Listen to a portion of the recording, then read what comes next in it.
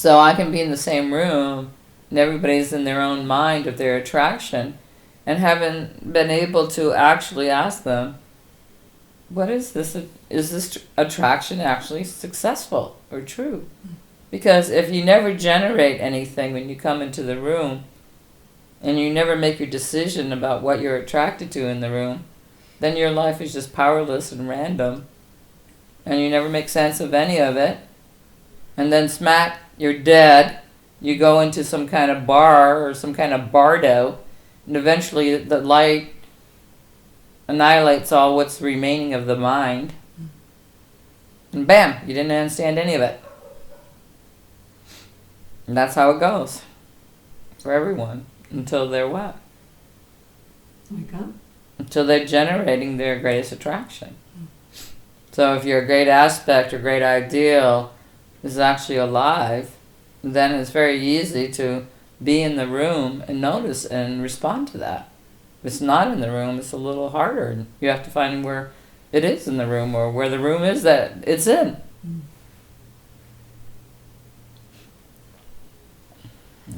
See, so mind just creates,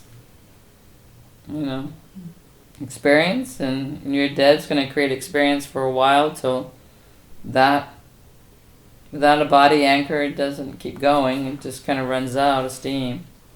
It's like maybe you can watch TV until the satellite breaks. Electricity goes out, and then it's just like, oh, okay, nothing. What now? Well, what now is the end of all. Just complete darkness. It's complete darkness. Unenlightenment. Doesn't matter if the light's standing there going, wait a minute, the light's coming. There's not like a light who has a personality who says, come to the light. The light's not like that. It's impersonal reality. There is no personal reality. There is only impersonal reality. All body-mind is just a game and an abstraction. A body-mind game and abstraction. It's just something that's being played. But it's not actually the basis or reality of anything. It's not what is really true of anything. So to have personal power, you have to generate a response to your greatest attraction. Always come in the room. What's my greatest attraction here? When you go into the library and go, what's my greatest attraction here? To find the best book.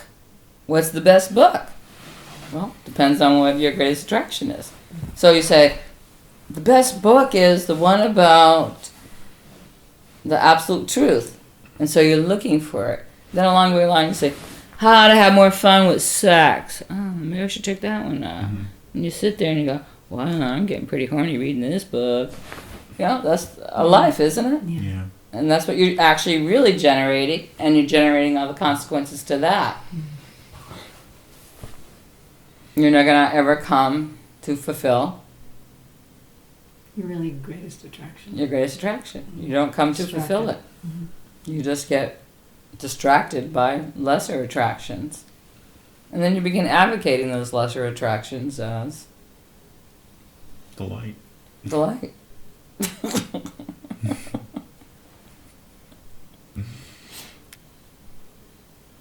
What's stopping any of you from experiencing really profound meditation? You've been in the room long enough. You go to the room frequently, so what's stopping you? Well, this is what a devotee should be considering, right? Instead of saying, all right, get up and meditate again today. All right, go see Santosha on Friday night. Okay. I've been doing this for a long time, so why hasn't it become profound? Well, what are you doing when it's not good? Do you know? It's not random. You know when you're making a bad cupcake, you figure it out. You say, ooh, forget the sugar. That's why it's bad. You want to figure it out. I made a really great cupcake. Turned out really well. The next time, this cupcake shit. Why? Where did I go wrong? So what mistake are you making about meditation? Once you've achieved a certain capacity to to be and locate the aspect of your attraction and stay in it and feel its profundity. Why should it go back to being like, just another day of struggling?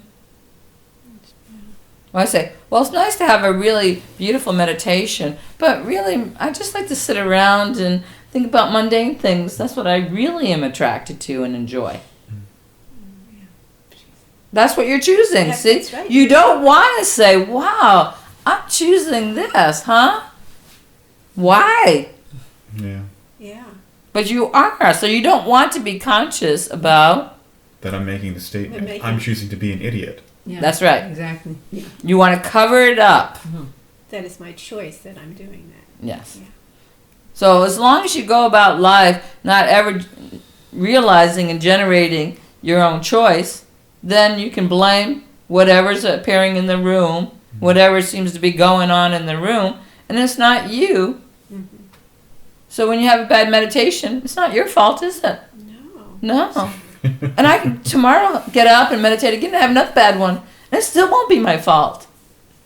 It'll never be my fault.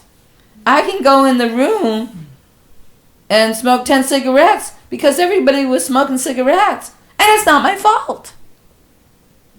I can go in the room and everybody's making fun of that poor little guy with the bow tie, and I can make fun and laugh too, and it's not my fault.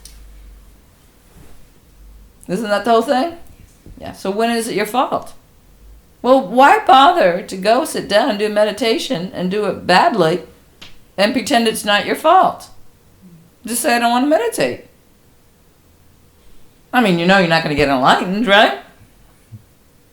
You're not going to wake up unless you release the search.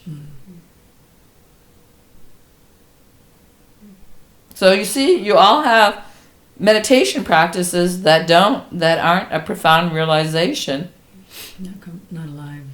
are not alive because you are sitting down and just doing whatever, thinking about whatever, and then attempting to stop thinking a little bit about whatever, and then say, okay, done. Beep. Beep. Oh, it's not my fault it wasn't good, by the way. Another meditation. Okay, check that off. Oh, by the way, it wasn't any good, but it's not my fault.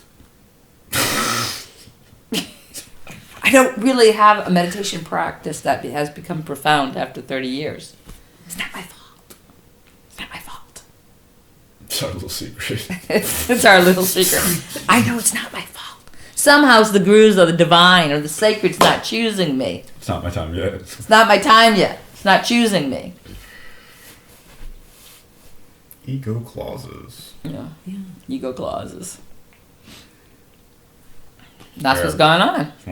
Want you to sign off on that horrible meditation there, okay? All excuse right there, okay.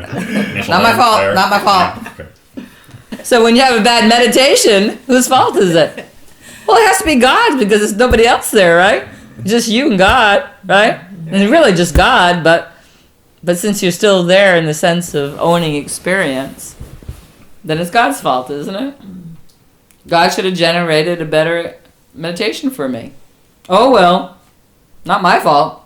It's God's fault. So not only you never say, well, I didn't have a good meditation, it's my fault. You actually blame God for it, right? So why is everybody so miserable if everybody's independent, self-determining everything? Why is everybody so unhappy about experience and blaming everybody for everything? Instead of like, oops, my fault. If no one can say, that didn't work, I gotta do something better than what I did, or it's my fault. No, nothing gets better, does it? So, but you have to know when you're not generating it. You have to say it's my fault. To even answer the question, like, why aren't you having more profound relationship to meditation? It's like, the answer is, it's my fault I'm not having one. Don't even want to go there. And why don't people want to go there? But think of all the experience that you refuse to do what it takes to accomplish that experience successfully. Were there a lot of things in your life that you didn't really want to do what it takes to really succeed at them? Yeah. You drew a line and said, well, I really would like to be good at this or understand this better or get along with her better, but right here, I don't want to get anything that, any energy or commitment or figuring it out or effort is going to take beyond this much effort. Nah, not for me. So you pretty much guarantee that your life will be the same mediocre thing it always is.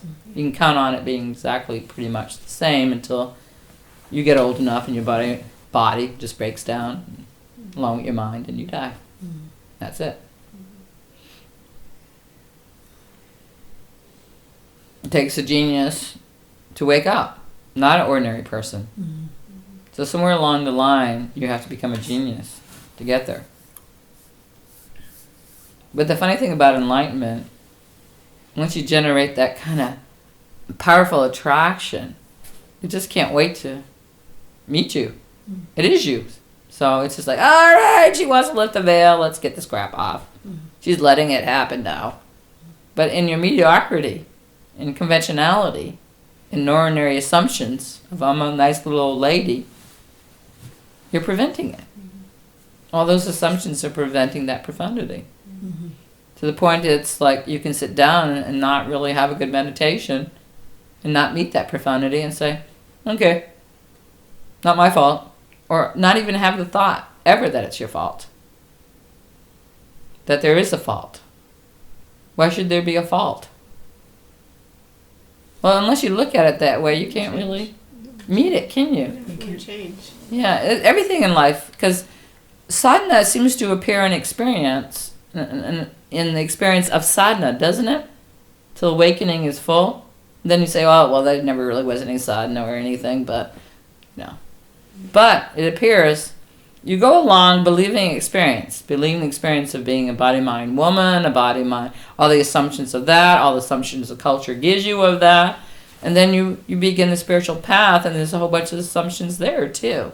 And you begin to figure out what serves the attraction, what's in the way. And the ones that serve the attraction, you keep going with until they're also in the way. And then you let those go.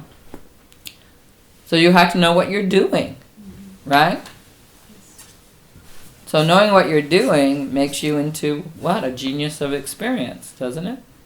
Because you become conscious. And Yeah, you're conscious. Nobody is.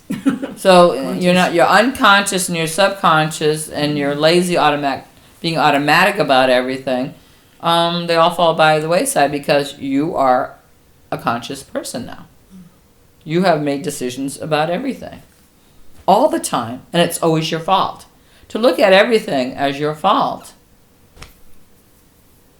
is not becoming the ultimate poor me victim. It's becoming the ultimate person of real power. Because you want to answer that question. The question is, it's my fault. It didn't go well and it's my fault. So the real question is, what do I do that I should be doing? That I need to do? To move it. Yeah. So you know something. So you cannot just be conscious once and gain all great merit and great change and great success by being conscious once. You have to be conscious more and more profoundly. And have greater, the more you're conscious, the more profound and greater your success is. Yes. So you can't just have one success for being conscious and going back to being unconscious and ride that one meditation or that one experience.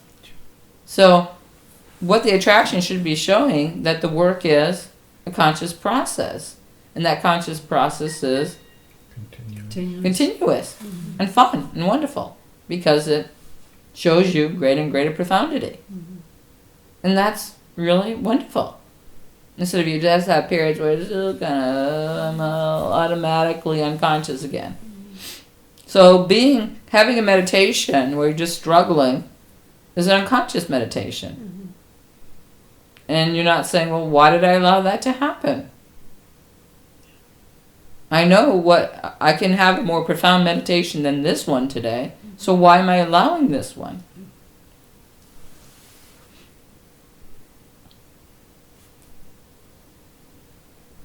It's a question you gotta ask. So you don't want to have a conscious process every day, all day long. You just want it to be an aha moment once every 8 months, 2 years or something, right? But if you like that one aha moment, why wouldn't you like it all day long? Exactly. So if you go into a room and everybody's acting sexy, you'll say, well, I want to be sexy too. What good's going to come of it?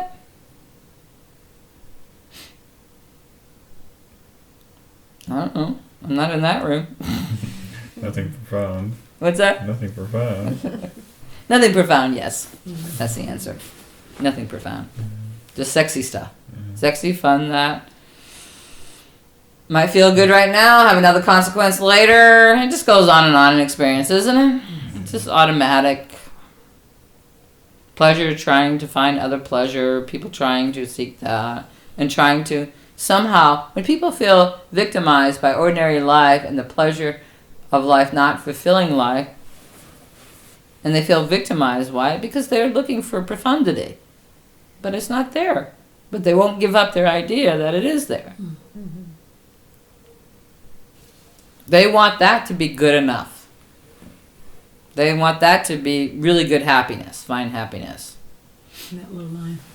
What's that? That low line. That low line, yeah. Yeah. Their line's too low. Yeah. But you know about enlightenment, and you've experienced That's it. it. We've had Yeah. very.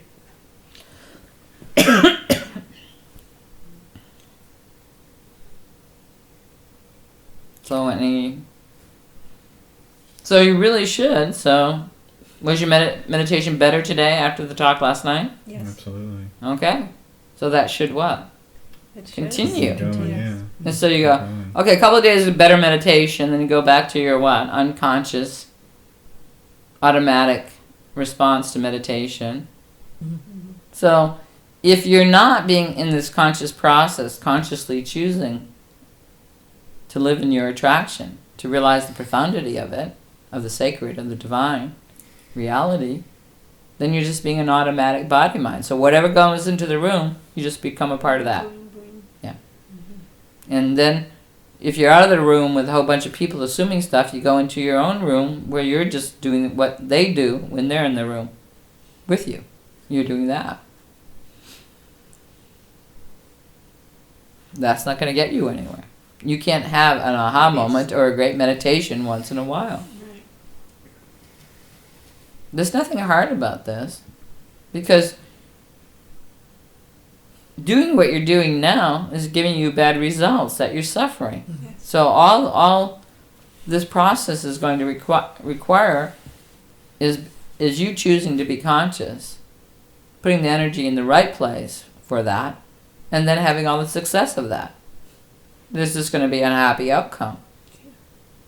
It works. It really does work. It's not random. This is how grace works. Enlightenment wants to enlighten you. But you have to want enlightenment. When you want enlightenment, you slay all the automatic unconscious conditioning that's calling you away from realizing enlightenment. It all becomes conscious, and you don't choose it anymore. And when you don't choose it anymore, you stop choosing it, the sense of choosing or not choosing goes away too. So what is there? If the sense of you is the sense of choosing. But see, you don't choose anything, so the sense of you is just this automatic being tossed and turned by the tides of experience and suffering it. I'm an independent one, I control my destiny, but none of it happened what I want happened. It continues to happen in the way I don't want it to happen. And this is it. Oh man, I'm not satisfied. It's bouncing the ball of those feelings and ideas back and forth. What do you do with that? You just age and die. You set up a whole life to try to get fulfilled, and you just go on automatic. Basically, you can't examine any experience and question the authenticity of it, or the value of it, or how you played in it. How's it going to go? You just get old and you die. And you're just as dumb as you were because it's all unconscious and automatic. So meditation has to come alive and not be automatic. So you say, well, I do have good meditations, so everyone should be as good as that, and then they should get more profound. So somewhere along the line, you're letting yourself just be unconscious, not choose it, not locate your attraction, and not blame yourself for it. So if you're not blaming yourself for it, who gets the blame? Meditation. Meditation or God, yeah. It's really hard to, if you're blaming somebody else for what you're unsatisfied with, it's really hard to overcome your dissatisfaction. Because first of all, God doesn't care. Meditation doesn't care. So you say, meditation, God, I'm not satisfied with meditation. What are you going to do about it? Nothing. You don't care. Already perfect. It's already perfect. It's already prior. That's your problem. That's your problem, that you have to have a conscious process.